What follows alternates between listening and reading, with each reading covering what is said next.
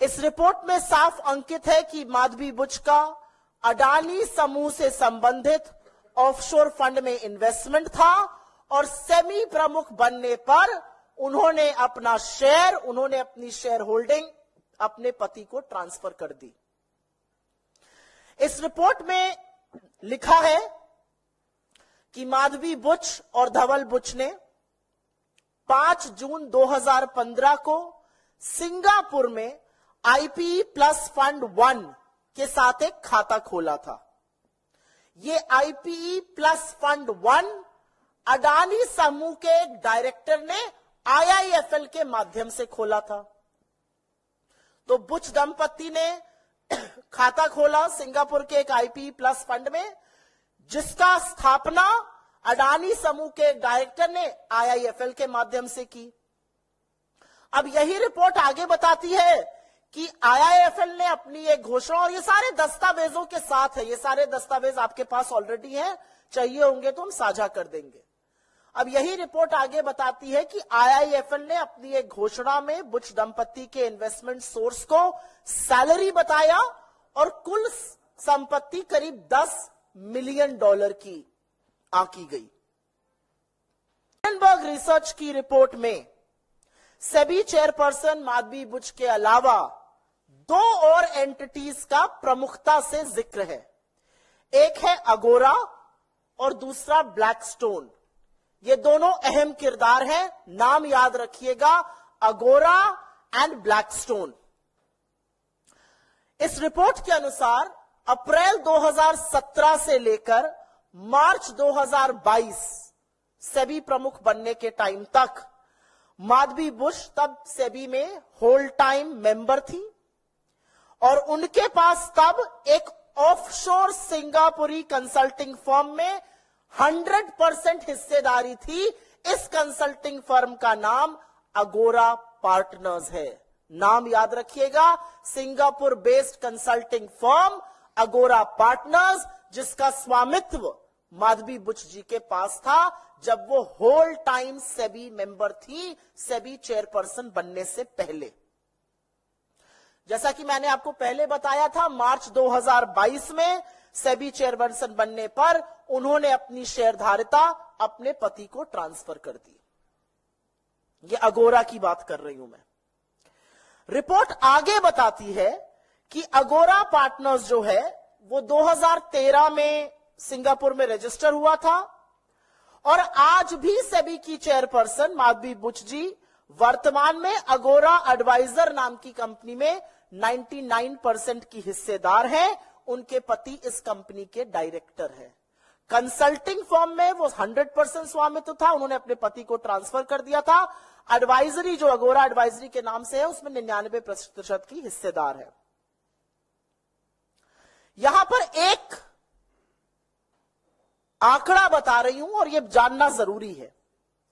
Hindenburg research की report के मुताबिक 2022 में अगोरा ने $2,61,000 का रेवेन्यू कमाया था। यह उनकी कमाई थी, जो माधवी बुच जी जो सेबी की प्रमुख हैं उनके वेतन का करीब 4.5 गुना है। अगोरा की बात हो गई। अगोरा एक कंसल्टिंग फर्म था, वो कंसल्टिंग का बिजनेस करते हैं, उसमें माधवीपुरी बुच जी का स्वामित्व था। पति को ट्रांसफर हुआ, 4.5 गुना उनका रेवेन्यू $2,61,000 सिर्फ 2022 तक था। अब दूसरे अहम किरदार की बात कर लेते हैं और वो है ब्लैकस्टोन। एक रीट्स नाम की चीज होती है जो इन्वेस्टमेंट का प्लेटफॉर्म है। एक जैसे म्यूचुअल फंड होता है, पोर्टफोलियो मैनेजमेंट सर्विस होता है, वैसे ही एक रीट्स है, रियल एस्टेट इन्वेस्टमेंट ट्रस्ट। इसकी बहुत पैरवी आजकल सेबी करता है। माधवीपुरी बुच जी ने तो सार्वजनिक रूप से इसको अपना फेवरेट इन्वेस्टमेंट इंस्ट्रूमेंट भी बताया है, इन्वेस्टमेंट ऑफ द फ्यूचर भी बताया है। हिंडनबर्ग रिपोर्ट के मुताबिक सेबी चीफ पर उन्होंने ब्लैकस्टोन जैसी कंपनियों को रेगुलेटरी मतलब नियम कानून बनाकर फेवर देने के आरोप लगाए हैं। उनका कहना है कि सेबी चेयरपर्सन रहते हुए माधवीपुरी बुच जी के पति धवल बुच ब्लैकस्टोन के सीनियर एडवाइजर बन गए, वरिष्ठ सलाहकार वो नियुक्त हो गए ब्लैकस्टोन के, और ब्लैकस्टोन रीट्स का एक बड़ा प्लेयर है इंडिया में। एक बात यह भी बता दूं कि इनके पति इससे पहले रियल एस्टेट में कभी इन्वॉल्व नहीं थे, कैपिटल मार्केट्स में उनका इन्वॉल्वमेंट बहुत सीमित था।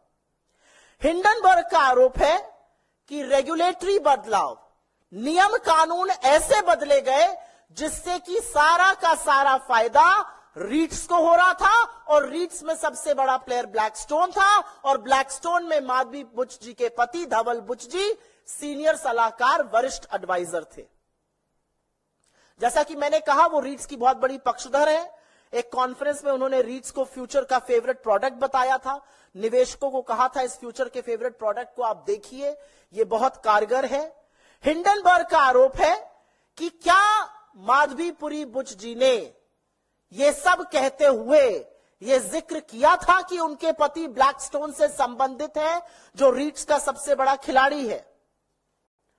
और एक बात आपकी जानकारी के लिए बता दूं, 2 दिन पहले जब सरसरी तौर पर यह चर्चा हो रही थी कि हिंडनबर्ग रिसर्च की एक और खुलासे वाली रिपोर्ट आने वाली है, ब्लैकस्टोन ने एक बड़ा कदम उठाया। उन्होंने नेक्सस सिलेक्ट ट्रस्ट में 33 करोड़ यूनिट 4,550 करोड़ में बेच दिए। आपदा से पहले ही यहां फायदा बनाया जा रहा था, सवाल यह भी उठेगा। तो अब एक स्वतः सवाल उठता है कि क्या अडानी महाघोटाले की जांच इसलिए नहीं हो रही थी क्योंकि जिसको जांच करनी थी, इस रिपोर्ट के अनुसार, इस रिपोर्ट के मुताबिक वो कहीं ना कहीं उसमें संलग्न थी।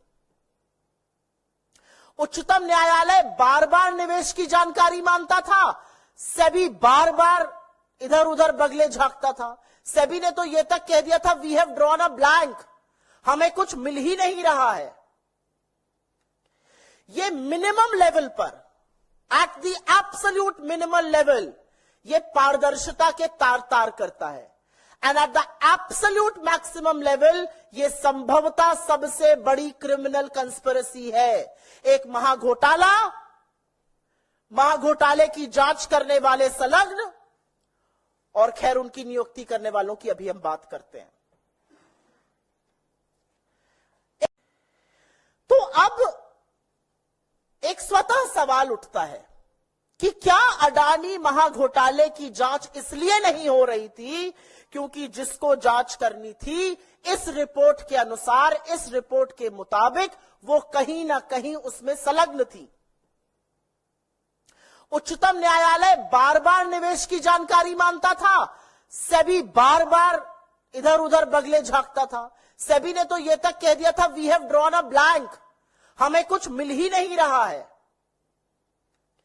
ये मिनिमम लेवल पर, at the absolute minimum level, ये पारदर्शिता के तार तार करता है। And at the absolute maximum level, ये संभवतः सबसे बड़ी क्रिमिनल कंस्पिरेसी है। एक महाघोटाले की जांच करने वाले संलग्न, और खैर उनकी नियुक्ति करने वालों की अभी हम बात करते हैं।